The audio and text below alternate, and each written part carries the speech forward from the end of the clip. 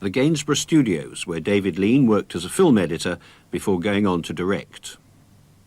How important was it to have been an editor when you finally became a director? It's everything. You know, I often wonder at directors who've never been editors. Because, oh, really? Well, it's right. I just don't understand how they go to work. Because I'm sitting there, and if I'm directing you, I'm saying, yes, good, good, good to myself. Yes, I can cut to the two-shot there. I have to retake that in the close-up. That'll be good on him. And so, all right, cut. Now, let's go again. One more take. And that sort of thing, you know. And I kind of piece it together as we're making it. And editing is one of the, if not the, chief of the tools of my trade.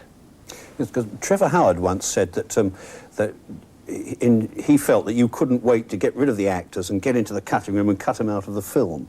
Well, partially true, but... partially true. Yeah. Partially true, yes. I mean, they can be a real pain in the neck, actors. Actually, Trevor wasn't. I mean, he used to tipple a bit too much, but he was a wonderful actor.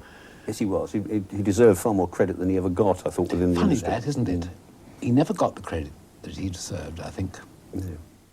Lean's first film as a director was In Which We Serve in 1941, although in fact he shared that credit with Noel Coward, who also wrote and starred in the picture.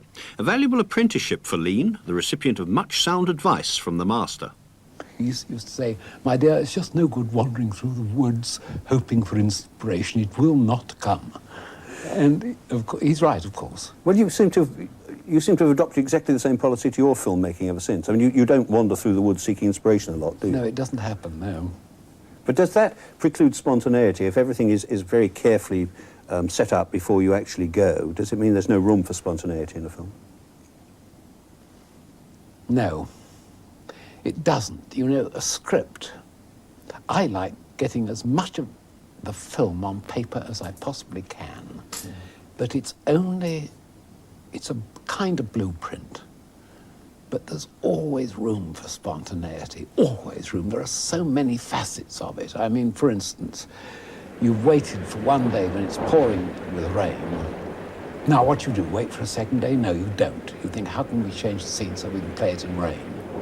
You know, that sort of thing. And all the time you're having to change things in the making of a movie. But you didn't do that on Ryan's Daughter, did you? Because the famous David Lean story is of you waiting days, if not weeks, for one particular moment so that you could take one of the final shots of the film. Absolute rubbish. Is that a true story? Of course it's not. I remember some terrible journalist came to me and said rather earnestly, Mr. Lean, is it true you wait 5 weeks for a wave? And I said, look, I'd be out of a job if I did. And that started off several years before, saying that I'd wait 3 weeks for a cloud. Completely rubbish. After the war, Lean added to his already considerable reputation with 2 superb adaptations of Dickens, Oliver Twist and Great Expectations. What was it that attracted you to those Dickens subjects, Great Expectations and Oliver Twist? Is it the importance of a strong story, a strong plot, strong characters? What? Good story. And tremendous characters. Criticised by people who say that your films don't actually say a lot, by which I imagine that they have no message for mankind. Is this a criticism that irks you at all? No, not at all. What are you looking for when you're making a film? What do you want to do? I want to make something that, if I went to the cinema and wasn't me, I would enjoy watching. As I told you, I just love movies, and I would like to make good movies, and I think part of making a good movie, or a greater part of it, is a good story, which I know is out of fashion, and good characters. I mean, in the old days, when one went to the movies, one used to feel that one had been out and met some fascinating people. I mean, I saw the other day The Untouchables on an aeroplane, to be quite honest. And I didn't really like it at all. You know, for somebody who says, and indeed I believe you, that you love making movies, you've made very few, 16 films in 46 years, I think. Why is that? Oh, it scares me stiff. you know, I suppose, if I take on a movie, I want terribly to do it frightfully well. So therefore, one's got to have a very, very good script. So I spend an inordinate amount of time choosing the subject and then working on the script. And I suppose it's fair, really, to put your foot in the water. But after all this time and a couple of Oscars and several nominations, I would have thought you could have done without the fear. You could have got rid of that by now. It doesn't work like that, does it? That's Do you not ever get nervous when all the time? Yeah. when you're doing this job? You do, yes. Well, there you are. That's the answer. It's a sort of it's a difficult job. I mean, I feel fairly at home with you here because I'm sort of feeling my element too, and I know you like movies, but when you see that eye boring into you, it is difficult. And at this minute, my lips are rather dry. It's very difficult. Yes, this doesn't hardly reconciles with another criticism which I've been looking into your critics, and one of them said that you have a dictatorial urge to control every aspect of the film when you're making it. Would you disagree? You might possibly disagree with dictatorial, but would you disagree with any of the rest of it, or would you disagree with none of it?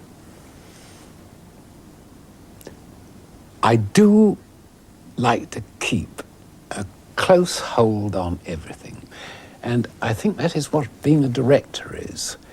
He's encouraging a talent, encouraging things that he saw in the negative in his mind when he was doing the script, and suppressing things that seem to go against it. And so in that sort of way, I'm a kind of gentle dictator. Sir David Lean, the gentle dictator at 80. As a foot...